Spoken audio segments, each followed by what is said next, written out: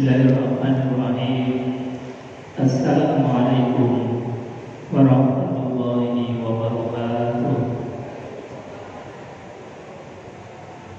Bismillahirrahmanirrahim. Nahmaduhu wa nasta'inuhu wa nastaghfiruh wa na'udzu billahi min shururi anfusina wa sayyiati a'malina, may yahdihillahu fala mudilla lahu wa may yudlil fala hadiya lahu. Asyhadu an la ilaha illallah wa asyhadu anna Muhammadan 'abduhu wa rasuluh. Allahumma shalli wa sallim ala sayyidina Muhammad wa ala alihi wa sahbihi ajma'in. Rabbi ishrah li sadri wa yassir li amri wahlul 'uqdatam min lisani yafqahu qawli. Wa ba'd. Qala Allah ta'ala fi kitabil karim wa huwa asdaqul qailin. A'udzu billahi samil 'alim minasy syaithanir rajim. Bismillahirrahmanirrahim. Ya ayyuhalladzina amanu taqullaha haqqa tuqatih wa la tamutunna illa wa antum muslimun. Shadaqallahul 'azim wa shadaqa rasulul karim wa nahnu 'ala dzalika lasyahidin. Alhamdulillahi rabbil alamin. Hadirin jamaah salat maghrib rahimakumullah. Alhamdulillah wa syukrulillah ala ni'matillah. Pada malam hari ini kita ditakdir kembali oleh Allah Subhanahu wa taala untuk bisa menghadiri kewajiban kita. Undangan Allah melaksanakan sholat maghrib berjamaah. Kemudian kita lanjutkan dengan taklim. Ini adalah dua kewajiban yang beriringan. Satu kewajiban ta'abudiyah dalam rangka kita menghamba kepada Allah. Yang kedua kewajiban kita untuk menghilangkan kebodohan kita dengan bertolakul ilm. Mudah-mudahan hadirnya kita dicatat oleh Allah sebagai amal soleh, amal ibadah. Amin ya rabbal alamin. Jamaah yang dimuliakan Allah, baginda Rasulullah Sallallahu Alaihi Wasallam itu mengajarkan kepada kita agar apa yang ada di dalam hati kita ini bisa tercermin di dalam kehidupan kita sehari-hari. Maka ucapan kita, perbuatan kita itu mencerminkan hati. Yang tampak di dalam perilaku kita sehari-hari itu adalah cermin dari apa yang ada di dalam. Bahasa gampangannya, kalau ada teko kita isi air teh, maka yang keluar adalah air teh. Kalau teko kita isi es, maka yang keluar angin air dingin. Kita isi dengan kopi, maka yang keluar adalah kopi. Maka yang menjadi penting bagi kita adalah dandani hati agar yang tercermin, yang tampak, yang keluar di dalam perilaku kita itu adalah cerminan-cerminan hati kita. Makanya Al-Imam Athaillah As-Sakandari ini di dalam pelajaran yang berikutnya di bab ke-20 ini beliau mengatakan mastudi'a fil ghaibis sarair zahara fi syahadatiz zawahir. Mastudi'a apa-apa yang tersimpan fil ghaibis sarair di dalam hati yang sangat-sangat rahasia. Sesuatu yang tersimpan di dalam pikiran, sesuatu yang tersimpan di dalam hati, itu sejatinya zahara fi syahadatiz zawahir, akan tampak, akan tercermin dalam perilaku kita sehari-hari. Kalau hatinya ini jelek, maka yang keluar dalam lisannya pun pasti jelek.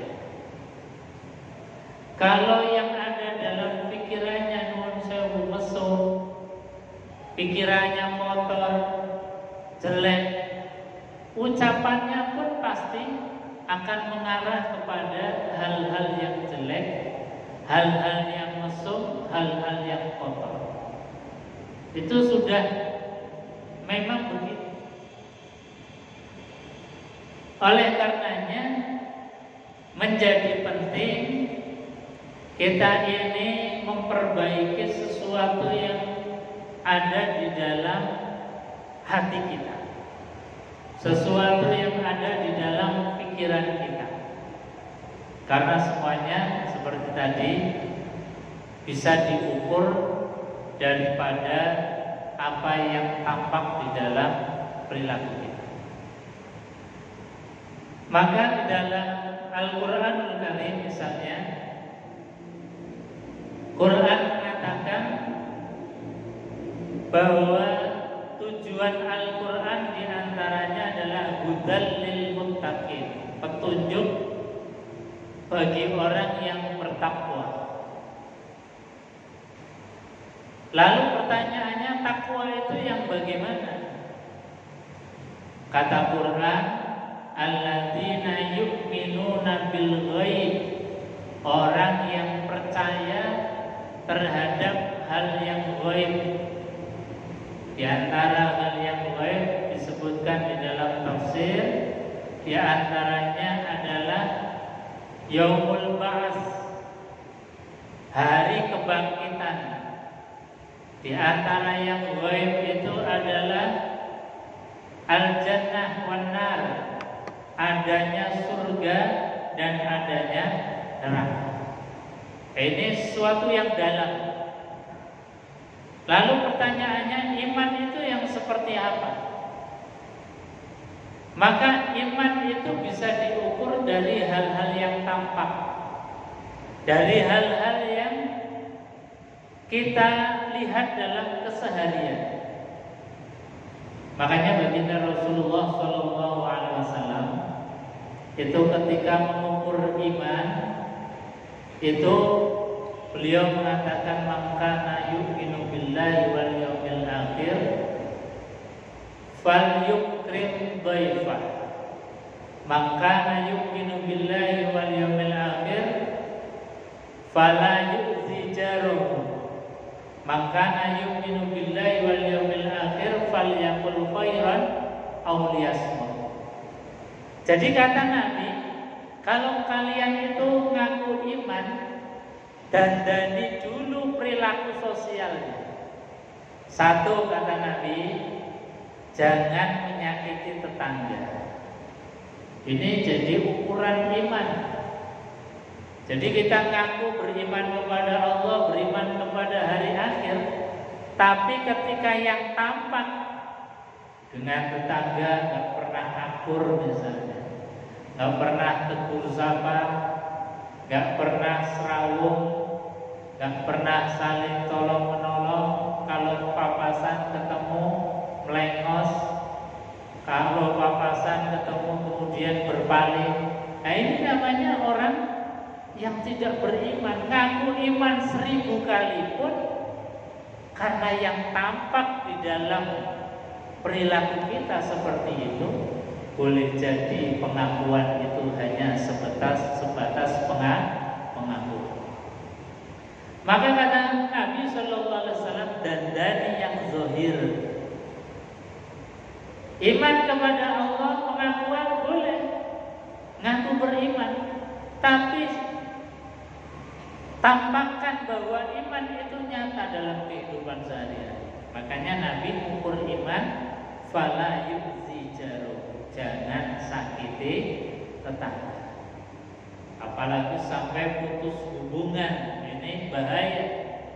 Apalagi tetangganya itu adalah saudara, apalagi tetangga kita itu orang tua, apalagi bahwa tetangga kita itu bukan siapa-siapa, orang lain yang tidak sedara dengan kita pun tetap wajib untuk kita hormati, tetap wajib untuk kita baiki, meskipun berbeda akidah dengan kita, meskipun berbeda agama dengan kita. Quran mengajarkan tetap wajib berbuat baik kepada mereka. Nah, ini namanya iman. Jadi sekali lagi, mastudi'ati fi ghairis sarair zahara fi syahadatiz zahir. Jadi yang tampak mencerminkan yang dalam. Kalau yang tampak itu acuh tak acuh, ketemu kemudian berpaling wajahnya, nggak pernah tegur sapa walaupun jejeran rumahnya, nah ini hati-hati. Pengakuan iman bisa dianulir oleh Allah karena apa? Tidak ada bukti konkret yang zahir yang ada di dalam kehidupan kita sehari-hari. Yang kedua, kata baginda Rasulullah SAW, orang yang ngaku iman kepada Allah maka wajib memuliakan tamu. Fal yukrim dhaifah. Kita kan masyarakat sosial, kadang-kadang ada tamu ke rumah kita, kadang-kadang Allah mengutus seseorang, baik yang dikenal maupun yang tidak dikenal. Untuk apa? Muji iman kita. Makanya Kanjeng Nabi mengatakan fal yukrim, maka muliakanlah, karena itu adalah apa? Utusan Allah Subhanahu wa ta'ala. Jadi kita muliakan, mereka beri salam, kita jawab salamnya. Mereka datang, maka kita persilahkan untuk duduk, tanya keperluannya apa. Kalau misalnya hanya sekedar silaturahim, alhamdulillah, karena kata Kanjeng Nabi silaturahim itu memperbanyak rezeki dan memperpanjang umur kita, barokah nambah. Kalau yang datang tamu kita punya kepentingan, apakah mungkin ada kebutuhan yang harus dipenuhi, selagi kita mampu bisa, silahkan bantu. Kalau tidak bisa membantu, Quran pun mengajarkan qaulun ma'ruf wa maghfirah khairun min shadaqatin yatba'uha. Ucapan yang baik itu apa? Nuwun sewu, pas dilalah di kantong nggak ada uang. Ini kebetulan uang yang bawa istri lagi keluar rumah. Mohon maaf barangkali saat ini belum bisa membantu. Insya Allah barangkali lain waktu, mudah-mudahan ada rezeki. Itu adalah qaulun ma'ruf. Atau wa maghfiratun, ucapan maaf, minta maaf sekali lagi, hari ini belum bisa membantu. Kata Quran, khairun min shadaqatin yatba'uha.